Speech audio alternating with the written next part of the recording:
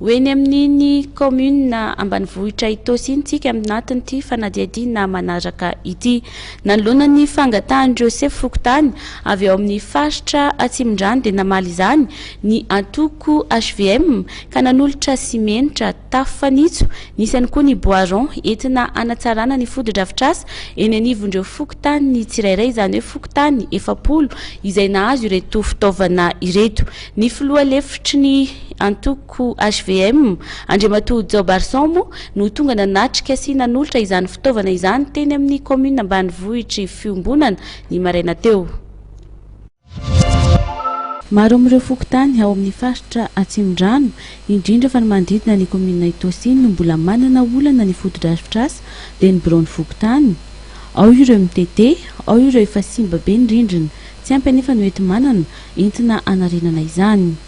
Reto aloha zany zao entina hanatsarana sana tevenana ny birao fokontany misy eo aminay ao an-doha tafo fa simba indrindra ny an-daniny tsaratsara koa asina fanatsarana tsy ampy ny eto manana ao an-tanàna tompoko. Namaly ny antso ny fangatahan'ireo sefo fokontany ireo ny antoko HVM ka nanolotra simenitra 10 tonnes, tafo fanitso 20 bois 900, sac de sable 100 ho an'ireo fokontany misa 7 ao anatin'ny commune misa 7 ao amin'ny faritra Atsimondrano.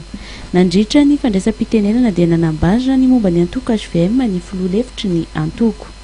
Ny HVM tompolasy tompovavy dia antoko manohana ny fitondrano, ary ny HVM dia antoko mijery ny vahoaka ihany koa amin'ny asa fampandrosoana, ny fametanana amin'ny fampandrosoana, ary tsy mitsahatritsika HVM tsy eto ihany fa eran'ny Madagasikara dia teny mihitsy eto hoe tsy misy antoko politika eto Madagasikara matanjaka noho ny HVM. Nankasitraka izao fanampiana izao ireo sefo fokontany. Zava-dehibe tokoa izao satria betsaka ihany no miteny sy no miresaka kanefa tsapanay fa tanteraka androany fa tsy honondry izy fa dia tsapaitanana azo jerena maso ary azo araina sary fa dia faly dia faly ny fonay. Mangataka ny tohizan'ny fiara-miasa moa ireto sefo fokontany ireto, ary isan'ny tarainan'izy ireo ihany koa ny resaka jiro na ny éclairage public.